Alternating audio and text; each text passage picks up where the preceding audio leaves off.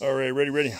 I have finished building my farm style fence just in time. The sun's beating down out here, and it's ridiculous. It's like Africa hot out here. So I'm gonna make this video quick.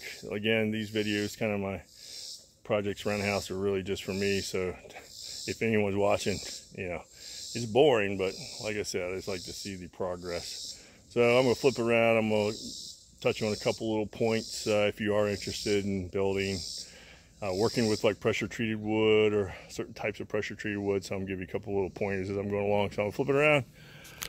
So here we go. This is just a little, just wanted to section off this back part of my yard because, as I said in previous videos, as soon as I let the dogs out of the kennel, they make a beeline and they run the same path. So I'm trying to break them of that. Can't really grow anything back here because it only gets sun from about 12 till about 2. So what I'm going to probably do is I have these paver stones, slate I believe they are. They're real thick, but I'm going to run another little path, and I'm basically going to just do a natural border paver stone patio in there, put a couple chairs in there, and call it a day. So obviously you can see the grade, it does drop down. Obviously all my posts are plumb and all the horizontal boards are level. Set all the posts in Sakrete. They are 6-foot posts, so some are like at the further end up there, that's in the ground about 24 inches, and then obviously I cut most of it off to make it level, and this one's probably the least amount of concrete. It's probably about 14 inches, but really it's just a decorative fence. They are really stable, but it didn't need to be like super strong.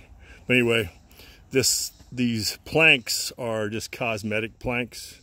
They're not meant to be weight bearing at all, and it is pressure treated. But when you're working with wood this delicate, this thin, I recommend, if you're going to use it as a plank, like I used it on my woodshed over there to basically as a siding. You want to get it wet, buy it wet. So it's just when it comes to the store and the bundles, you want to check to make sure that it's still wet wood. It's easier to work with. You can bend it, and plus when you put your screws in, the wood's not going to split. Now I drilled pilot holes for all these screws. I didn't just run the screws in because you still risk, even with the wood wet, risk cracking, splitting the wood. So I drilled small pilot holes, then I ran my screws in flush with the wood, and yeah, again, I just, you know, basic way, the way you build a fence, ran a a line to make sure all the posts were in line, and then as I ran my planks, I just leveled each one up, put a couple clamps on them to hold them in place, and just ran them. And I started with the bottom one since it's the lowest point, and then I measured from top to bottom to see what I could do with those down there. Those are 16 inches apart down there. So these are 16, and the ones on the lower level are 16 inches as well. So again, the fence, I cut the posts off 1.5 inches, just so I could put some decorative caps up here to keep wood from getting down in the grain. And if you've worked with the skill saw at all, you know that the guide is 1.5 inches. So I just followed the guide around. Easy to cut them off. It was just a little spot at the end, and I used to use a handsaw for that. So again, that's it. I appreciate you watching. If you are, a couple little pointers there if you want to work with pressure treated wood.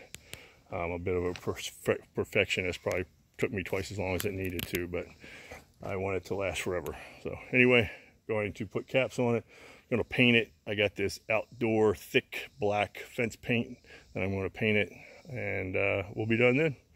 Talk to you later. Bye.